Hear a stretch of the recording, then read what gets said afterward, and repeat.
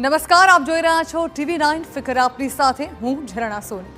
આજકાલ તહેવારોની સિઝન ચાલી રહી છે અને તેમાં ઓનલાઈન શોપિંગ ભરપૂર વધી ગયું છે। તમે પણ જો ઓનલાઈન ખરીદી કરતા હશો તો ખ્યાલ હશે કે કેશ ઓન ડિલિવરી માટે ઘણીવાર કંપની વધારાનો ચાર્જ માંગતી હોય છે અને તમે આંખ બંધ કરીને ચૂકવી પણ દીધો હશે। પણ એક મિનિટ, તમે પણ આવું કર્યું હોય તો આ સમાચાર તમારા માટે છે, કેમ કે આ રીતે કેશ ઓન ડિલિવરી પર આડેધડ છુપાયેલી ફી વસૂલતી કોઈ પણ ઈ-કોમર્સ કંપની સામે કડક કાર્યવાહી કરવામાં આવશે। સરકારના મંત્રી પ્રહલાદ જોશીએ આ જાહેરાત કરી છે, પણ આ મુદ્દો ઉઠ્યો કેવી રીતે અને સરકારને આ ધૂપલની ખબર કેવી રીતે પડી, એ બધી જ વિગતો જાણવા જેવી છે।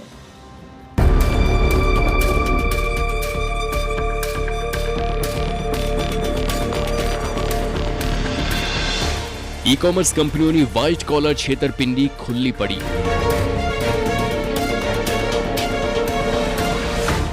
એક્સ્ટ્રા ફી ઓન કેશ ડિલિવરીના નામે ચાલે છે ધુપ્પલ। ફીના નામે હેરાફેરી અને છુપા ચાર્જીસ હવે નહીં ચાલે।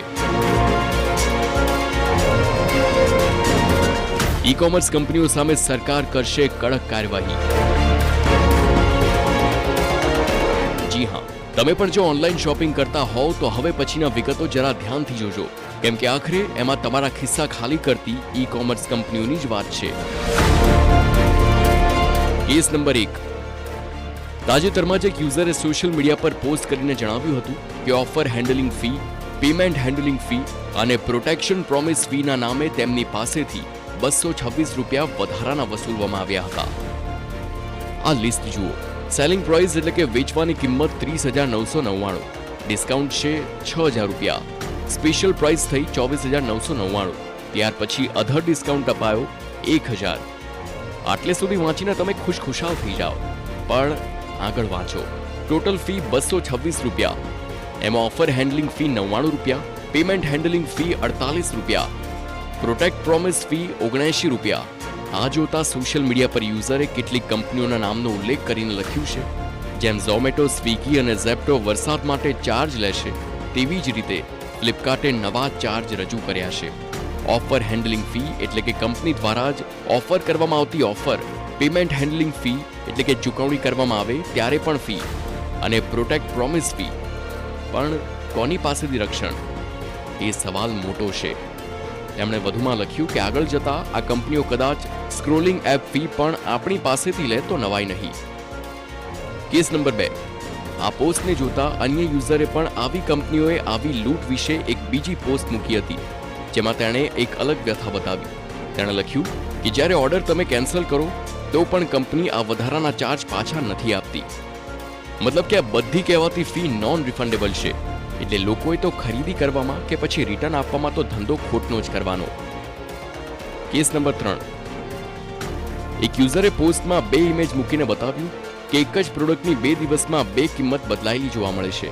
પહેલો ફોટો 27 સપ્ટેમ્બરનો છે, જેમાં પ્રોડક્ટની કિંમત 18,550 છે। બીજા જ 28 સપ્ટેમ્બરે સવારની પોરમાં તે ઘટી 17,690 થઈ જાય છે। સરકાર એક્શનમાં। જોકે સરકારે આ મામલાને ગંભીરતાથી લીધો છે। ઘણી ઈ-કોમર્સ કંપનીઓ ઓનલાઈન ચૂકવણીને બદલે COD પસંદ કરવા બદલ ગ્રાહકો પાસેથી વિવિધ નામો હેઠળ વધારાની ફી વસૂલ કરી રહી છે। આ જોતા સરકારે હવે ઈ-કોમર્સ કંપનીઓની હેરાફેરી પર કડક કાર્યવાહી કરવાની તૈયારી કરી રહી છે। ગ્રાહક બાબતોના મંત્રી પ્રહલાદ જોશીએ જણાવ્યું કે કેશ ઓન ડિલિવરી માટે વધારાની ફી વસૂલનારા કોઈ પણ પ્લેટફોર્મ સામે કડક કાર્યવાહી કરવામાં આવશે।